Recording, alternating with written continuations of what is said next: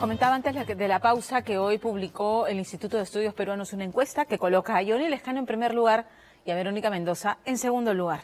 Hay quienes dicen que no hay mucha diferencia entre uno y otro candidato y sus propuestas programáticas. Esta noche, Verónica Mendoza deslinda claramente de este supuesto parecido con Johnny Lescano, pero habla de muchos temas. Hemos intentado abarcar muchas de estas propuestas que para algunos es pretender instaurar el modelo chavista en el Perú o el modelo cubano en el Perú.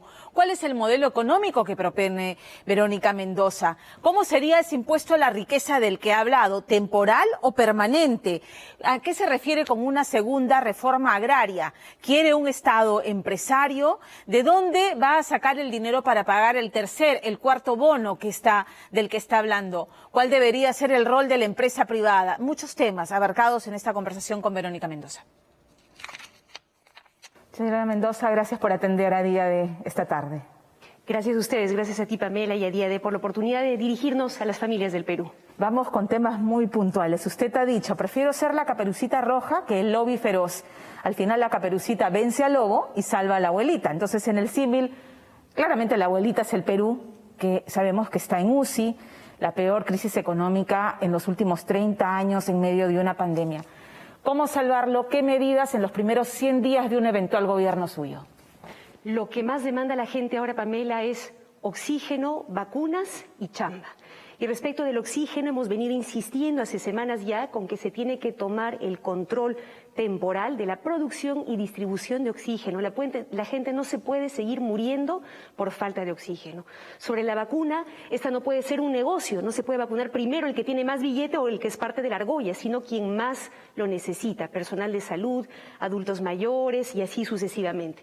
Y sobre el tema de la chamba, necesitamos un Estado que sea activo en generar empleo, que no se ponga de costado mientras los negocios quiebran o las familias pierden sus ingresos. Para eso vamos a promover un programa de crédito barato con 30.000 millones de soles de garantía, principalmente para MIPES, una transferencia directa para las familias que más lo necesitan, inyectando 15.000 millones de soles para que puedan comprar insumos de primera necesidad, para que puedan generar producción y mover la economía local, y un programa de empleo masivo temporal que permitiría generar 200.000 empleos. Eso para resucitar la economía en el momento de la emergencia. Luego tenemos que pasar a promover la producción con una revolución productiva apoyada por el Estado. Varios temas que hay que desgranar. En el tema de las vacunas, tanto el señor Julio Guzmán como el señor Acuña han prometido que de ser gobierno a fin de año llegan con el 100% de la población adulta, ¿no?, mayores de 18 años vacunados.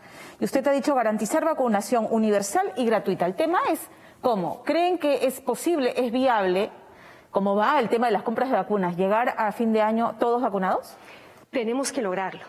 Y para eso, primero, tenemos que ser mucho más activos en la gestión de las vacunas, sin sesgos ideológicos y con acuerdos transparentes, que se hagan sobre la mesa y no bajo la mesa, como hemos visto en los últimos tiempos. ¿Siente que se está amarrando o que se ha amarrado de algún modo la compra de vacunas a Sinopharm, dejando de lado otros acuerdos? Es una posibilidad que hay que investigar. En todo caso, no hay transparencia sobre el tema de la adquisición de las vacunas, los contratos, transparencia que nosotros sí vamos a garantizar. ¿El sector privado debiera entrar a la compra activa de vacunas? En un segundo momento, cuando ya no hay escasez de vacunas, eventualmente sí. Pero ahora, Pamela, la verdad es que 10% de países, los más ricos, han concentrado el 95% de las vacunas. El Perú aún no tiene todas las vacunas necesarias garantizadas. Ha mencionado en el tema del oxígeno, que es fundamental, que el Estado debiera tomar control de todos los espacios donde se produce oxígeno para dedicarlo a la atención de la pandemia. Y en algún momento usted ha dicho que, remitiéndose al artículo 82 de la Ley General de Salud, que habilita al Ministerio de Salud, en estado de emergencia nacional, tomar control de los insumos. ¿Cómo se concreta esto? Se toma temporalmente la administración, no vamos a expropiar nada, sino simplemente aplicar la ley que dice que en este contexto en el que hay que salvar vidas, porque hay gente que se está muriendo por falta de oxígeno, el Estado toma el control de la producción y distribución, garantizando primero que todo aquello que se está destinando a la minería o la metalmecánica temporalmente se destina a producir oxígeno medicinal y que ese oxígeno se distribuya prioritariamente a nuestros hospitales, a nuestros centros de salud, a los centros de oxigenación temporal, para salvar vidas. ¿Aplicaría ese mismo artículo, por ejemplo, al tema del uso de camas UCI en clínicas privadas? como lo propusimos el año pasado, cuando mucha gente se moría porque no había una cama UCI, cuando las clínicas privadas cobraban hasta 500.000 soles por una cama UCI. Por supuesto que sí, lo establece la ley vigente y creo que nadie puede estar en contra de que en estos momentos la prioridad número uno del país, del Estado, del sector privado, de todos tiene que ser salvar la vida de la gente. Ha hablado de la repartición de un tercer y hasta un cuarto bono familiar para las familias vulnerables. Ahora, los ingresos fiscales el año pasado disminuyeron en 28%. La proyección respecto a la economía va a ser que va a decrecer 8%. Y habría una necesidad de financiamiento de 46.000 millones de dólares. Entonces, ¿de dónde sacar la plata para repartir esos bonos? Yo en particular nunca voy a proponer algo que sé que no se puede hacer. Nosotros hemos evaluado esto con mucho rigor y sabemos que en estos momentos todavía tenemos ahorros fiscales suficientes para salir de esta emergencia sanitaria, salvar vidas y reactivar el empleo, que además va a contribuir a reactivar la economía. El bono que se entrega a las familias no se lo guardan bajo el colchón, lo invierten para comprar alimentos, insumos de primera necesidad. Entonces, son compras que a su vez son ingresos, ventas de micro y pequeños empresarios, comerciantes, agricultores, y eso empieza a dinamizar la economía local. Claro, no podemos quedarnos ahí. Por eso, además, nosotros proponemos apoyar con crédito barato, asistencia técnica, promoviendo la asociatividad en el sector agrícola, en el sector ganadero, a nuestras pymes. Y finalmente, Pamela, para terminar con el tema económico, nosotros sí vamos a implementar eso que muchos vienen anunciando, pero no se atreven a hacer, una reforma tributaria, que pasa por revisar las millonarias exoneraciones tributarias que se sigue haciendo a los bancos, a las mineras, universidades privadas con fines de lucro, también combatir la evasión y elusión, porque hay grandes empresas que recurren leguleyamente al Poder Judicial para no pagar sus impuestos, como la Telefónica, que nos debe 2.000 millones de soles, ¿no es cierto?, y que encima ahora el TC le ha condonado la deuda por el concepto de moras. Ha hablado de recuperar los niveles de recaudación tributaria antes de la pandemia y superarlo. ¿Cómo lograr ese tema? Y también ha hablado del impuesto a las grandes fortunas de los multimillonarios.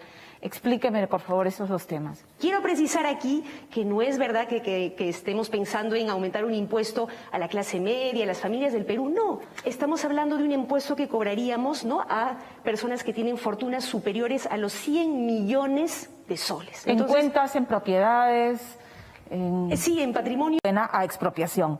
¿A eso apunta esta segunda reforma agraria? Pamela, para nosotros una segunda reforma agraria significa modernizar el agro nacional, mejorar su productividad reformando el Estado.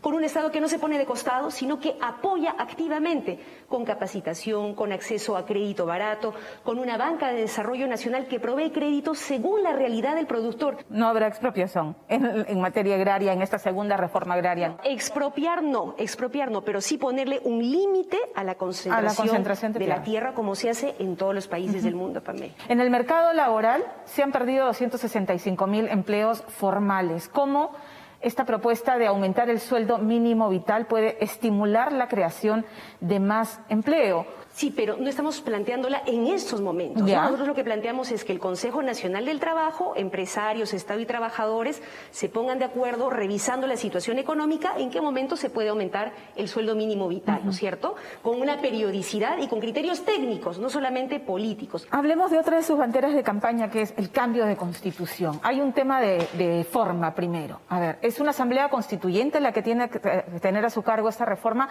o serán reformas parciales? Que nos pone en la situación de que no se ha terminado la reforma política y tenemos los mismos partidos políticos con los mismos vicios de democracia interna o de elección interna que nos dan estos cuadros que ya venimos padeciendo en los congresos. Entonces, ¿en manos de quién va a caer estas reformas? Precisamente por lo que acabas de decir, Pamela, es que creemos que ya no podemos más de reformas parciales, de parchecitos y maquillajes. Necesitamos una reforma integral, un nuevo pacto social que establezca nuevas reglas de juego, pero también nuevos valores para guiar nuestra sociedad. ¿En una asamblea constituyente o reformas parciales? Una reforma total de la Constitución, una nueva Constitución. ¿En manos de una asamblea constituyente? Efectivamente, porque además no queremos que sean los políticos tradicionales, los que están ahora en el Congreso, los que hagan esa Constitución. La impresión es que la propuesta del partido es cambiar el régimen económico. Keiko Fujimori ha dicho que usted quiere convertir al Perú en su amada Cuba o su admirada Venezuela. ¿Cuál es el modelo propio del que usted habla? Primero, Pamela, yo quiero precisar que para nosotros el cambio de la Constitución no tiene que ver solamente con el capítulo económico. De hecho, primero y lo más importante para nosotros es que la nueva Constitución garantice de verdad la salud, la educación como derechos y que el Estado se comprometa en garantizar la salud y educación. No nos deje morir sin oxígeno como ha ocurrido en la pandemia. Queremos además que el derecho a la vivienda que Fujimori, el papá de la señora acá, borró de la Constitución del 93, se restituya para que la vivienda vuelva a ser un derecho.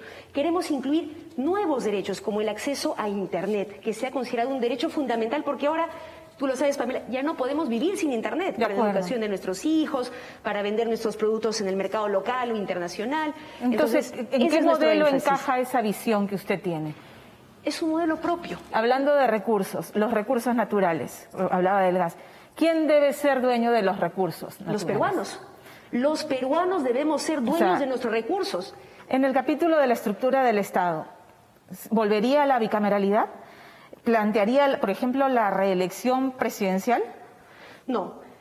Primero, Pamela, porque recientemente el pueblo peruano se ha pronunciado al respecto. ¿De la bicameralidad? No. Así es. ¿La reelección presidencial? El tema de la reelección también ha sido descartado recientemente, ¿no? En todo caso, Pamela, la reforma política lo que nos Porque usted no veía con malos ojos la reelección, ¿no? Cuando se le preguntó en el 2015 sobre la reelección amañada de Hugo Chávez, dice, si los venezolanos reeligieron a Hugo Chávez en tantas oportunidades, algo bueno debe haber hecho. Le compete al pueblo soberano decidir precisamente sobre estos temas, ¿no? Pero lo que iba, Pamela, es que creo que lo principal en la reforma política que tenemos que hacer es garantizar que todos esos sectores que no han tenido voz, que no han tenido representación, participación en el Congreso, en el gobierno, lo empiecen a tener. Agricultores, campesinos, familias, MIPES, jóvenes. Pero la representación se hace a través del Congreso, pues, ¿no? O sea, por eso hay partidos. Pero lamentablemente a través de partidos políticos que no dan espacio, que no dan cabida a esos sectores, ¿no? Donde finalmente todo es negocio, todo es arreglo bajo la mesa, las candidaturas se compran, se venden, o como ocurre ahora, Pamela, para la campaña electoral. Luchamos para que hubiera una franja pública donde todos los partidos pudieran presentar sus propuestas equitativamente, pero no es así. Resulta que, por ejemplo, Acción Popular, el señor Lezcano tiene 7 veces más publicidad que nosotros. Creo que esas son cosas que hay que revisar para que el suelo esté parejo para todos y promovamos la participación de nuevos sectores en la política nacional. Ha hablado el señor Lezcano que en la última encuesta del Instituto de Estudios Peruanos va primero. Y hay quienes dicen que no hay mucha diferencia entre usted y la propuesta del señor Johnny Lezcano. ¿Qué lo diferencia del señor Lezcano? Mira, nosotros no hablamos del cambio por moda, no proponemos una nueva constitución, ¿no? Para empatar con el ánimo de la gente. Lo que venimos planteando son parte de nuestras convicciones y de nuestra propuesta programática de siempre, ¿no? Ahora otros se disfrazan de cambio para acomodarse, ¿no? Para sintonizar con la gente, pero creo que poco a poco se irán cayendo las caretas, ¿no? Develando lo que hay detrás de los disfraces. Sí sabe que hay como que la percepción de que Verónica Mendoza tiene mucha afinidad con el régimen chavista. La politóloga María Alejandra Campos lanza una interpretación. El tema de Venezuela pasa por el financiamiento de la izquierda. Le cuesta pelearse con el que te da de comer. Jamás, jamás, Pamela. Eso sí lo rechazo categóricamente. Nosotros nunca hemos recibido financiamiento ni de ahí ni de ningún otro sector. De hecho, quienes vieron nuestra campaña en 2016 y quienes la ven ahora se darán cuenta que somos una de las campañas más austeras de la historia del país. Finalmente, el tema de la corrupción, que es claramente la bandera en todas las campañas políticas, todos hoy dicen vamos a luchar contra la corrupción. Y claro, genera cierta resquemor que en su momento no le hizo asco aliarse con Vladimir Cerrón, o el tema de Nadine Heredia y las agendas, o Gregorio Santos. Entonces, digamos, si en su momento no le molestó esto, ¿qué nos hace pensar que ahora sí se va a mantener alejada de gente que pudiera estar involucrada en corrupción? Pamela, pero en el momento en el que se develaron las acusaciones de corrupción contra estos distintos personajes, inmediatamente nosotros no hemos tenido ningún reparo en zanjar.